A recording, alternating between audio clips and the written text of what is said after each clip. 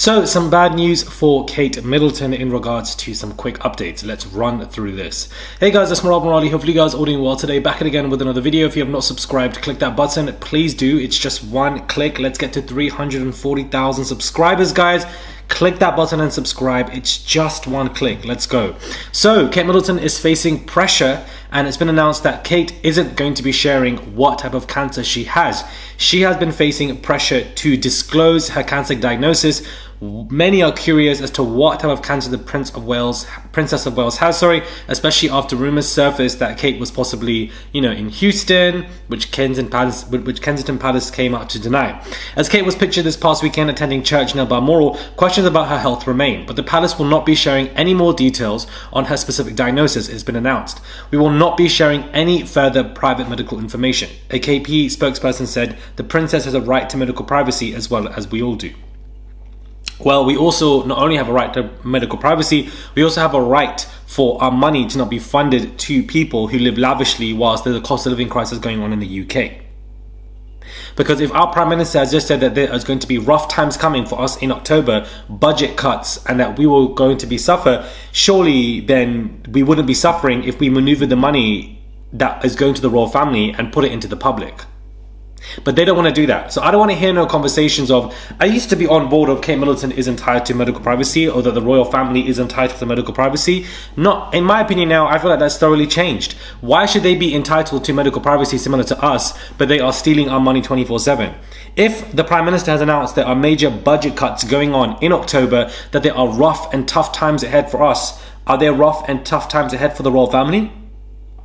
Because I would like to know. There isn't. They're taking our money, funding our taxpayer money goes to their lives. They can have their fancy tea parties and do whatever the hell they want to do, travel on jets and planes and earn nearly 30 to 40 million a year. Honestly, the British people, in my opinion, are ridiculous, because how there has been a revolt against this family and how they've thieved us for so long. This country, the cost of living crisis would not exist as much if the royal family did not exist. They don't bring in near enough money that, helps us in terms of an economy, because that money goes to them anyways. Our taxpayer money goes to them anyways. So this idea that, she's entitled to XYZ like we all are. Well, if we want to play the level playing field, they're not on the same level playing field as us, because they're treated far more better than us. Honestly, I just don't understand. I just feel like at this point, humans are just naturally selfish. We're all naturally selfish people. I don't know. That's just the way I just see it, because this just doesn't make any sense to me. Because there was a large conversation about her, revealing stuff. It could inspire other women to come forward to help themselves and etc. If they've got certain signs or mold, not mold. I don't know why I just said mold. If they have that spots all over your body or etc. Sorry, I've been dealing with mold in this house. That's probably why. Cut that out. Because of probably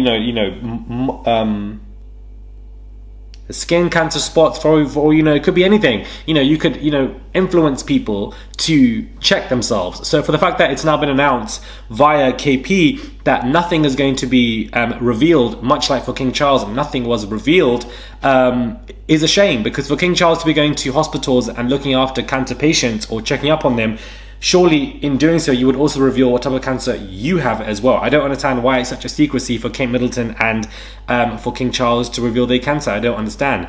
Now, moving on for some bad news, it looks like she won't be joining Prince William in New York, and that she wants to do so. She's fighting back. Reports are saying that she really wants to be there with the kids, and I feel like it'll be a good thing for her, but I don't think that she would go to New York anyways. I feel like Prince William has always done majority of his engagement solo when it comes to his own projects, when it comes to climate change, homelessness, whatever the hell he pretends to care about. He normally does those stuff on his own anyways. So I didn't expect Kate to be going anywhere, especially because her schedule has been apparently cleared out for the rest of this year and also for next year as well. Now, sorry guys, I'm running through this because I just feel like we've spoken about Kate enough, and I want to give you guys this update very quickly.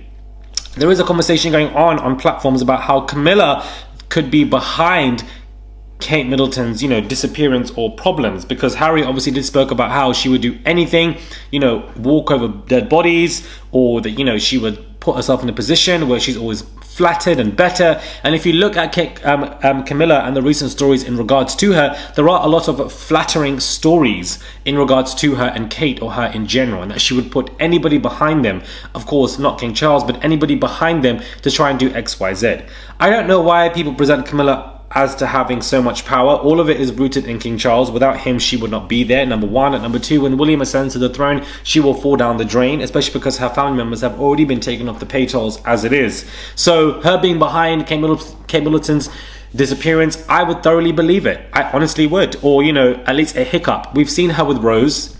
We've seen the fact that back in the day, she actually broke up the relationship because she was not aristocratic and middle class. She's done that before. It's in writing. So if she's done that before and had the power and leverage to do it when she wasn't even flipping queen, of course she can do a lot more now that she is queen. So I think that she definitely is behind some of the stuff going on with Kate. Absolutely, without a shadow of a doubt, which is why we have barely seen Kate and Camilla together in cahoots, chatting it up.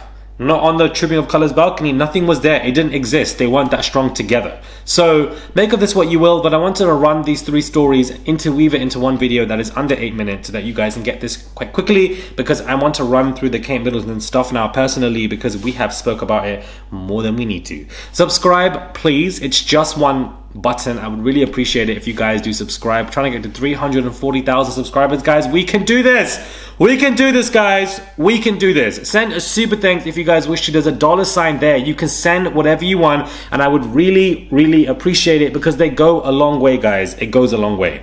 Do subscribe, and I'll catch you guys soon for another video.